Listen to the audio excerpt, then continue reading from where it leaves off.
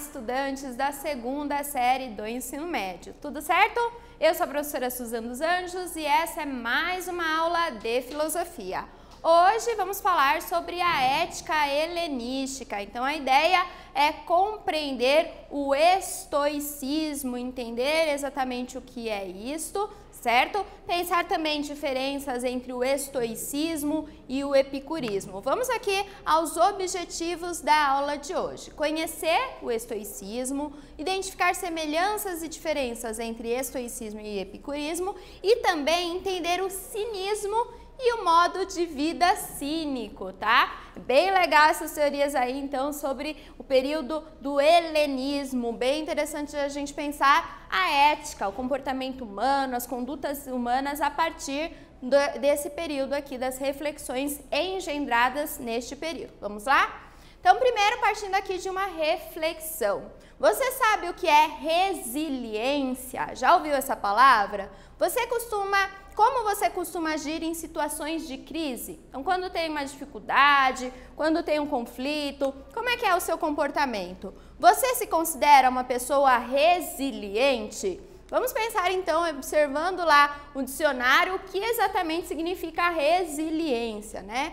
Resiliência é a propriedade dos corpos que voltam à sua forma original depois de terem sofrido uma deformação ou choque. Isso, levado à reflexão sobre as nossas condutas, é a capacidade de quem se adapta às intempéries, às alterações ou aos infortúnios. Então, aquela pessoa que tem a capacidade de se adaptar às transformações, às crises, aos problemas enfrentados aí no seu contexto e sair bem disso, tá? Então, a resiliência é essa capacidade de se adaptar em contextos de crise.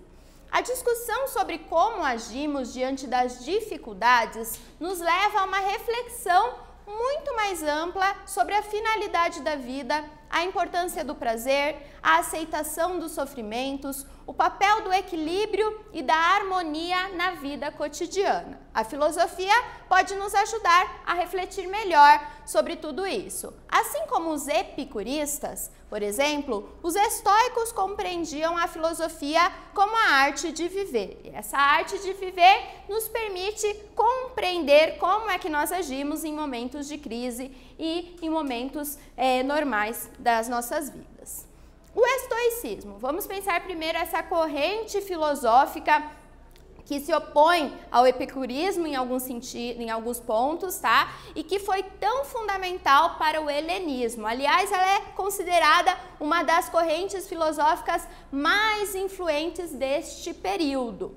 A perspectiva ética estoica é baseada na indiferença, na tranquilidade da alma, a ideia de ataraxia. Então, essa tranquilidade, tá? Se manter tranquilo independentemente dos problemas, das crises que possamos enfrentar no dia a dia. Para os estoicos, tudo que existe está sob determinação de uma força cósmica harmônica e a virtude estaria em viver de acordo com o seu desígnio. Então, um dos princípios do estoicismo é justamente isso, a aceitação do destino, tá? E não a contraposição ao destino, não a revolta frente ao destino, mas a aceitação. Uma situação de ataraxia é possível, é encontrada a partir dessa aceitação dos desígnios de acordo com a natureza, aquilo que é determinado, tá? Temos ali um QR Code que vocês podem apontar o celular ali e conhecer um pouco mais sobre o estoicismo, um vídeo bem bacana,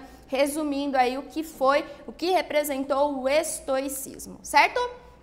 Um dos grandes representantes do estoicismo, aliás, a pessoa que inaugurou essa forma de se compreender o sentido da vida, né, de se compreender as ações humanas, é Zenão de Cítio. Zenão dizia o seguinte: o sentido da vida consiste em estar de acordo com a natureza. Daí essa ideia de aceitar o destino, tá? De aceitar, de se resignar face ao destino. Zenão é considerado um dos principais representantes do estoicismo. Ele viveu entre 334 e 262 a.C. Por ser estrangeiro, não podia comprar residência em Atenas. Era proibido aos estrangeiros comprarem casas na cidade de Atenas e isso levou Zenão a se reunir com seus discípulos em uma estoa. O que são essas estoas? São justamente esses pórticos aqui, esses corredores das residências, das casas, das escolas atenienses. Ele não tinha uma escola como Platão, tá? Mas ele se reunia nesses espaços e, portanto, os seus discípulos ficaram conhecidos como filósofos do pórtico ou estoicos, tá? Então, o estoicismo vem justamente desse local onde eles se reuniam para falar sobre as suas ideias. Vamos pensar algumas semelhanças entre o estoicismo e o epicurismo, essa corrente filosófica do filósofo Epicuro. Quais são as semelhanças entre eles? Primeiro, a defesa do materialismo. Também a negação da transcendência divina. Lembrem lá que o epicurismo tem isso como um princípio, né? Um dos 4 remédios para se atingir a felicidade, de acordo com Epicuro, é justamente não se importar com os deuses, não temer a morte. Concepção da filosofia como uma arte de viver. Tanto o estoicismo como o epicurismo defendem que a filosofia pode nos possibilitar, pode nos ajudar a viver melhor, então a atingir a felicidade, que seria a finalidade da vida humana, certo? Vamos ver aqui, então, algumas diferenças entre estoicismo e epicurismo. Pensamos as semelhanças e agora as diferenças. O estoicismo despreza qualquer tipo de prazer. Então, para o filósofo estoico, o prazer, ele nos afasta da felicidade. Por quê? Porque ele nos leva a muitos sofrimentos. Já os epicuristas valorizam, defendem o prazer, desde que moderado. Então, o prazer, ele é importante, é um meio para se atingir a felicidade. Os estoicos defendem também a eliminação das paixões. Eu não posso me deixar guiar pelas paixões porque elas me levam a sofrimentos. Já os epicuristas defendem o controle e a moderação das paixões, mas não a sua eliminação completa. Lembrem que algumas necessidades, alguns prazeres para os epicuristas são considerados necessários, tá? Como os prazeres de você poder se alimentar, você poder dormir. Então, são prazeres necessários. É claro que os prazeres, eles devem ser obtidos de uma forma moderada. Então, alguns prazeres, de fato, são desnecessários, mas ele não pensa na eliminação total dos prazeres nem das paixões, o controle rigoroso das paixões humanas. O caminho para a virtude, o caminho para a felicidade, de acordo com os estoicos, é o desenvolvimento das virtudes, as virtudes cardeais. Vamos compreender melhor que virtudes são essas. Já para os epicuristas, o caminho para a felicidade é justamente o prazer. Então, à medida em que eu tenho os meus prazeres alcançados e à medida em que eu consigo moderar esses prazeres para não ter nenhum problema futuro e também para garantir um prazer mais duradouro, eu consigo atingir a felicidade. O estoicismo defende o panteísmo, Deus está em tudo. Então, para os filósofos estoicos, Deus é essa harmonia cósmica aí do universo, tá? Então, Deus está em todas as coisas. Já para os epicuristas, os deuses estão distantes, não devemos temê-los. Eles não chegam a rejeitar essa ideia, mas não devemos temê-los porque isso nos coloca numa situação de desprazer, o que deve ser evitado se queremos alcançar a felicidade, certo? Vamos pensar então aqui essas diferenças a partir de uma atividade. Qual é a diferença entre o pensamento estoico e o epicurista em relação ao prazer? Pensem um pouquinho e daqui a pouco voltamos com uma sugestão de resposta.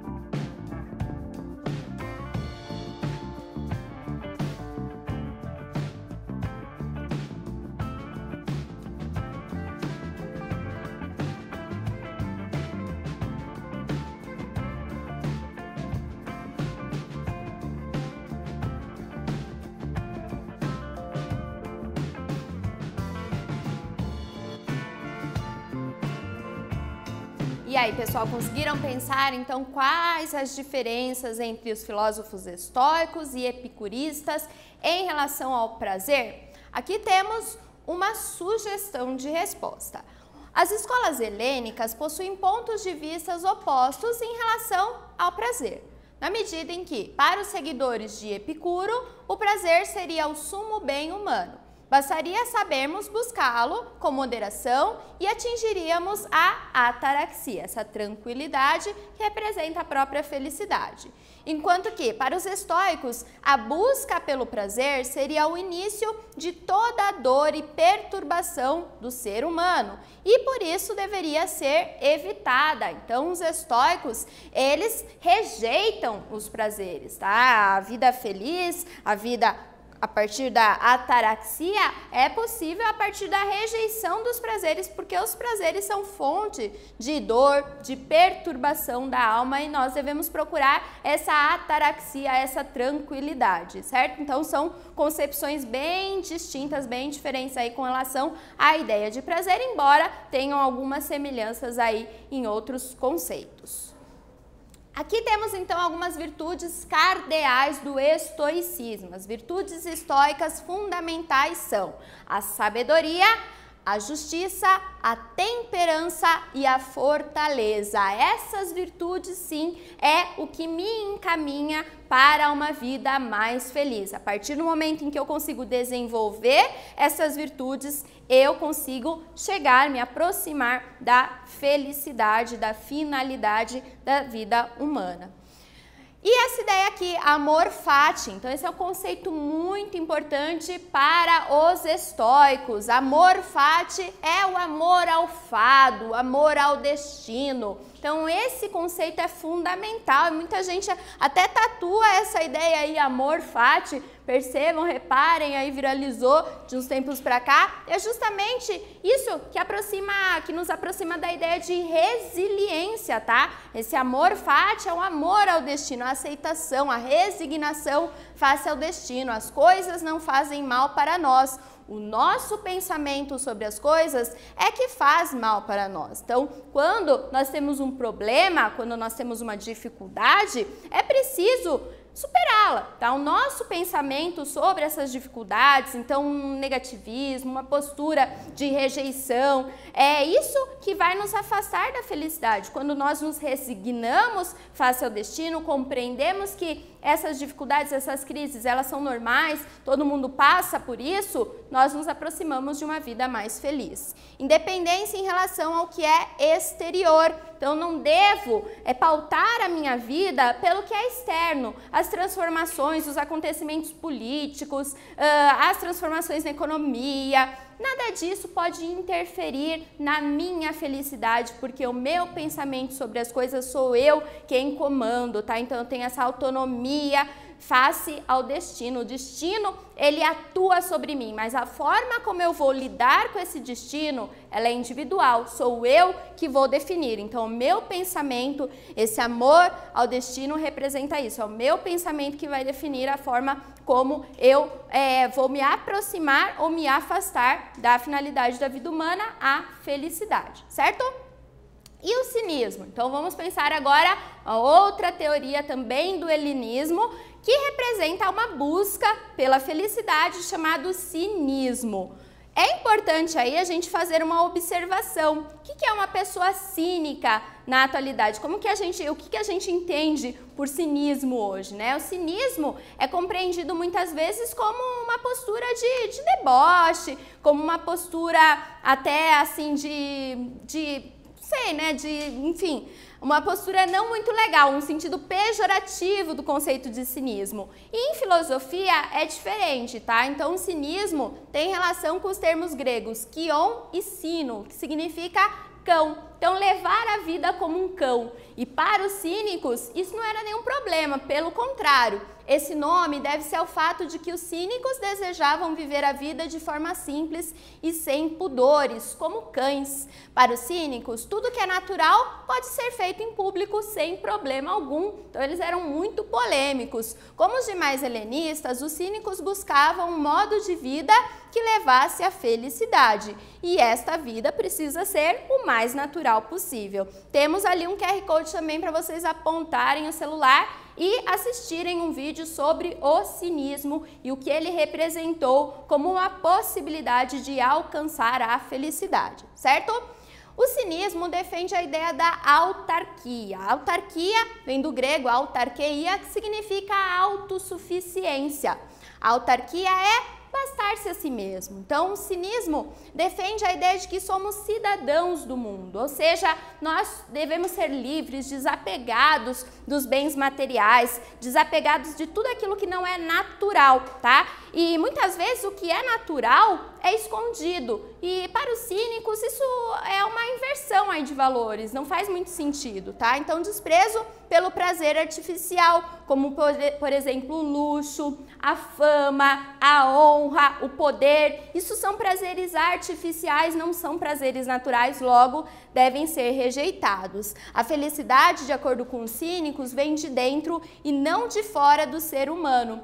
O modo de vida cínico defende que a vida feliz é uma vida sem metas sociais, sem profissão, emprego, moradia, viagem, polêmico, né? Então, os prazeres artificiais devem ser rejeitados. Por isso, viver como os animais. Por isso, eles defendem levar a vida como um cão. E um filósofo aí muito importante, muito simbólico do cinismo é Diógenes de Sinope. Ele viveu entre 400 a.C. e 323 a.C.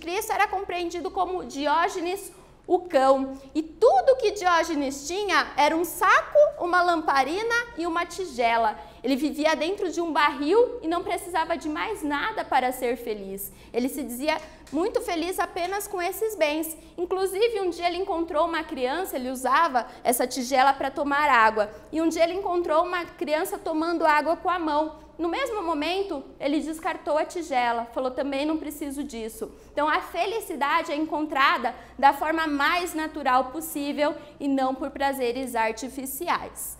Faço festa aos que me dão alguma coisa, lato contra os que nada me dão e mordo os violentos.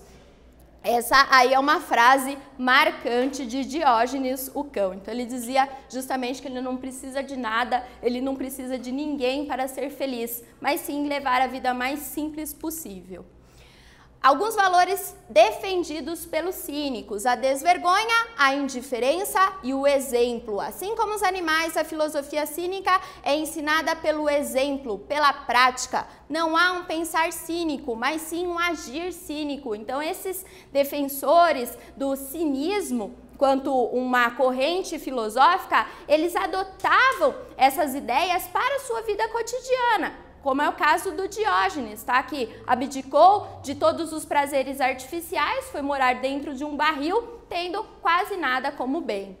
Agora que você já conheceu diferentes concepções de felicidade, modos de atingi-la, que temos uma atividade mão na massa para vocês executarem, faça um vídeo curto representando o que? Para você, representa esse conceito. Então, o que é felicidade para você? A ideia é que você grave um vídeo bem curtinho aí, 30 segundinhos, que represente este conceito para as suas vidas, tá? Então, a ideia é que você represente isso num vídeo curto e mostre para a sua turma. Use os recursos que você conhece, solte a imaginação e compartilhe a sua produção. Vou deixar um segundinho aí para vocês anotarem a tarefa e a gente já retorna para fechar a nossa aula.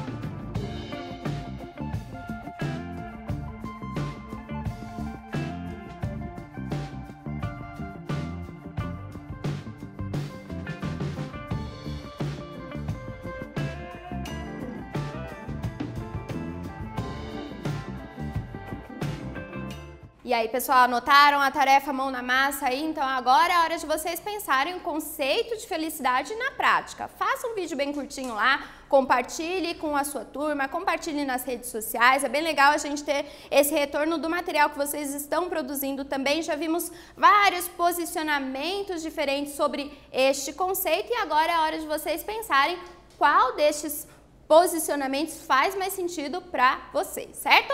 Então vamos aqui agora para a revisão da nossa aula de hoje. A perspectiva estoica é baseada na indiferença, na tranquilidade da alma, a ideia de ataraxia, que pode ser alcançada pela rejeição dos prazeres e o desenvolvimento de virtudes cardeais, como a sabedoria, a justiça, a temperança, também representadas pela ideia de amor fati, amor face ao destino, amor, aquilo que tá escrito, né? Aquilo que não podemos recusar, aquilo que vem externamente. O cinismo já compreende a filosofia como um modo de vida. Para os cínicos, a felicidade pode ser alcançada de forma simples, de forma natural e sem pudores. Daí a ideia de viver a vida como um cão. Isso sim pode nos encaminhar para a felicidade. Certo? Então eu agradeço mais uma vez a participação de vocês aqui na aula e a gente se vê numa próxima. Tchau, tchau!